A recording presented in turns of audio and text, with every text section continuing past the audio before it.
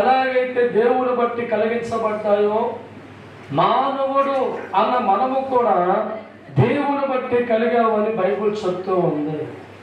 అయితే ఒక్కసారి మనం ఆలోచించేద్దాం. ఒక్కసారి మత్తయి సువార్త 3వ అధ్యాయము 1వ వచనం ధ్యానం చేసుకుందాం. ఒక్కసారి యోహాను వచ్చి పరలోక సమీపిస్తూ ఉన్నది, మారు మనసు పొందుడని ఆ అరణ్యములో. చాలు, దేవుడి స్తోత్రం. ఒక్కసారి ఈ మాట బాగా మనం ఆలోచన చేయాలి. ఎందుకు దేవుడు మనిషికి మాత్రమే మారు మనసు పొందమని సువార్త అందిస్తున్నాడు? జంతువులు కూడా దేవుని బట్టి కలిగేవిగా, వృక్షాలు కూడా దేవుని బట్టి కలిగేవిగా, కనబడుతున్న సూర్యుడు చంద్రుడు కూడా దేవుని బట్టి కలిగిన వారేగా, మనిషిగా ప్రభు కలిగిన వారేగా. ఒకసారి ఆలోచన చెయ్యాలి. ఈ లోకంలో దేవుని బట్టి ఎన్నో కలిగితే కేవలం మనిషికి మాత్రమే ఎందుకు దేవుడు సువార్త చెప్పి మారు మనసు పొందాలి అన్నాడంటే, దేవుని బట్టి కలిగిన జంతువులైనా, దేవుని బట్టి కలిగిన సూర్య చంద్రులైనా, దేవుని బట్టి కలిగిన భూమి వంటి స్థితులనైనా ఎక్కడ కూడా దేవుడు పెట్టిన గుణాలు పోగొట్టుకోలేదు. ఎక్కడ కూడా దేవుడు పెట్టిన ఆలోచనలు బయటకు రాలేదు. ఒక మనుష్యుడండి దేవుడు పెట్టిన గుణాన్ని కోల్పోయాడు కనుక, దేవుడు పెట్టిన మనస్సును కోల్పోయాడు కనుక, దేవుడు పెట్టిన ఆలోచన కోల్పోయాడు కనుక, అందుకే దేవుడు చెప్తున్న మాట, జంతువులకి లేని సువార్త, పక్షులకి లేని సువార్త, ఈ ప్రకృతి లేని సువార్త ఒక మనిషికి మాత్రమే కారణం మనిషి గుణం చెడుపుకున్నాడు. అక్కడ దేవుడి స్తోత్రం, హల్లెలూయా. అందుకే యోహాను ద్వారా దేవుడు పలుకుతున్న మాట, మారు మనసు పొందండి. మనిషి పుట్టినప్పుడు ఉన్న ఆలోచనలు ఒకలాగుంటాయి, యవ్వన కాలంలో ఆలోచనలు ఒకలాగుంటాయి, చచ్చే ముందు ఆలోచనలు ఒకలాగా ఉంటాయి. అంటే కాలానికి అనుగుణంగా మనిషి మారిపోతూ ఉంటాడు. ఈ కాలానికి అనుగుణంగా మనిషి మారిపోయినప్పుడు, దేవుడు పెట్టిన మనసు ఆ మనిషికి లేనప్పుడు, ఆ మనిషి పరలోకి వెళ్ళే అవకాశం మనిషికి ఉండదు. దేవుడు వద్దకు చేరే అవకాశం మనిషికి ఉండదు. దేవుడు ఉన్న చోట ఆ మనిషి ఉండే అవకాశం వాడికి ఉండదు కనుక, మారు మనసు లేని జీవులకి ప్రకటించినదే కానీ మారు మనసు కావాల్సిన మనిషికి అవసరపడింది. కారణం మనిషి దేవుడు పెట్టిన మనసును పాడు చేసుకున్నాడు. అందుకే ఈ రోజుల్లో దేవుడు వాక్యం అంటుంది, ఈ లోకములో దేవుని బట్టి అనేకమైన పుట్టాయి, దేవుని బట్టి అనేకమైన ఏర్పరచబడ్డాయి. వాటిలో ఎక్కడ కూడా దేవుడికి చెడుపని మనసు కనబడతాను. ఎక్కడ కూడా దేవుడు పెట్టిన గుణము ఇంత రవ్వంత కోల్పనప్పుడు కూడా దేవుడి స్తోత్రం.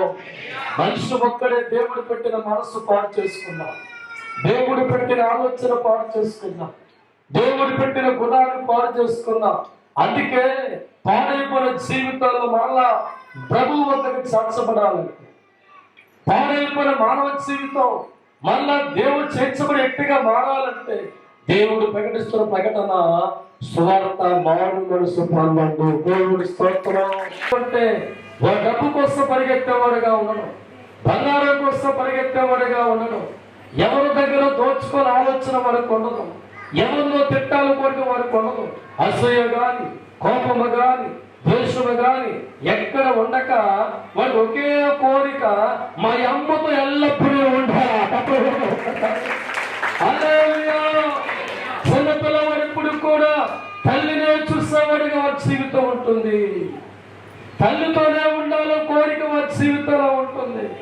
పొద్దున్న లేచినప్పుడు కాంచి సాయంత్రం తిరిగే వరకు కూడా వాళ్ళమ్మ చెంగిచ్చుకునే వెళ్తూ ఉంటాడు. కారణం వాడికి అర్థమైంది ఒకటే, తల్లే నాకు ముఖ్యం, నా ఆకలి తీర్చిన తల్లిని గుర్తించిన వ్యక్తిగా ఉంటాడు కనుక వాడికి ఆ చిన్న వయసులో డబ్బు గురించి కానీ, బంగారం గురించి కానీ, మేనమిద్దు గురించి కానీ, కుళ్ళుకు మనసు కానీ, గొడవ విషయం కానీ ఎక్కడ వాడు మనసులో ఉండక వాడు చూపంతా అనుకుంటుందంటే తల్లి మీదే ఉంటుంది. ఈరోజు మనుషుల జీవితాలు కూడా తల్లి కంటే ఎక్కువ కూడా దేవుడి మీద మనసు ఉండాలి. ఈ రోజు మనుషుల జీవితాలు పరమ తండ్రి మీదే ఆధారపడి ఉండాలి. మన చూపంతా కూడా దేవుడి మీదే ఆనుకుని ఉండాలి. మన మనసంతా కూడా దేవుడి మీద ఆనుకుని ఉండాలి. కానీ రోజున మనిషి దేవుడి కోల్పోవడం వల్ల అనేక వాటి కోసం పరిగెడుతున్నాడు, అనేక వాటి కోసం జీవిత యాత్రలో పరిగెత్త మారుతూ ఉన్నాడు. కారణం దైవజనమా, దేవుడు పెట్టిన గుణాన్ని మనిషి కోల్పోయాడు, దేవుడు పెట్టిన ఆలోచన మనిషి కోల్పోయాడు. కాలంతో పాటు యవన దశలో, మధ్య దశలో, వృద్ధాప్య దశలో కాలానికి అనుగుణంగా మనిషి గుణాలు మారి చెడిపోతున్నాయి కనుక జంతువులకి లేని అవసరత మనిషికి అవసరం. హల్లెలూయా. దేవుడు పెట్టిన మనస్సును మళ్ళా దేవుడు చూపించాలి, దేవుడు పెట్టిన ఆలోచన మళ్ళా ప్రభు కనబడాలా. ఆ ఆలోచన కనబడకపోతే మట్టి మనిషి దేవుడు చేసే అవకాశం ఉండదు, దేవుడు ఉన్న చోటికి చేసే అవకాశం ఉండదు. మట్టి మనిషి జీవితం మారిపోయింది కనుక, ఆలోచనలు దేవుడు బాధ పెట్టగా మారిపోయాయి కనుక, దేవుడు పెట్టిన గుణగణాలన్నీ కూడా వారి ప్రకృతులు పోగొట్టుకున్నాడు కనుక, దేవుడు మంచి మనసు ఇస్తే ఆ మనిషి దూరపరుచుకున్నాడు కనుక, ఆ మనిషి మరలా పరలోకం చేరాలంటే, మళ్ళా దేవుడి చోటికి అచ్చపడాలంటే ఖచ్చితంగా మనిషికి ఏం కావాలంట? పోగొట్టుకున్న మారు మనసు మరలా అవసరమవుతుంది. దేవుడి స్తోత్రం. అందుకే దేవుడు వాక్యం అంటుంది, లోకములా విడిపించిన వాడిగా ఉంటే ప్రతి దానిలో కూడా మంచి దేవుడు కనబడుతుంది. భూమిని చేసినప్పుడు, సూర్యుడు చేసినప్పుడు, చంద్రుడు చేసినప్పుడు నేను చేసిన పని ఎలా ఉందని దేవుడు చూసే సమయానికి అంత మంచి కనబడుతుంది. జంతువులని, కోట్లాది జీవుల్ని ఈ లోకంలో దేవుడు పుట్టించాక నేను పుట్టించిన ఎలా ఉన్నది చూస్తే ప్రతి జంతువులో కూడా దేవుడు మంచి కనబడుతుంది. ప్రభు అనుకున్నాడు, నోటి మాటతో కలిగించిన ఈ భూమి జంతువులే ఇలా ఉన్నాయంటే నా రూపంలో మనుషులు నా చెడు తయారు చేసుకున్నాయి, నేనే వాడికి జ్ఞానం ఇచ్చాను, నా రూపం వాడికి ఇచ్చాను. వీటన్నిటికంటే వాడు ఇంకా వెలుగును చూస్తే మనుషులు చెడిపోయినవాడు కనబడుతుంది. వాడి ఆలోచనలన్నీ కూడా దేవుని బాధ పెట్టి మారుతుంది, వారి తలంపులన్నీ కూడా దేవుని బాధ పెట్టేవారుగా మారిపోయి ఉన్నారు. ప్రతి దానిలో కూడా దేవుడికి మంచి కనిపించింది కానీ ఒక మనిషి గుండెల్లో మట్టిగా దేవుడికి ఏం కనిపిస్తుందా? చెడిపోయిన ఉదయం కనిపించింది.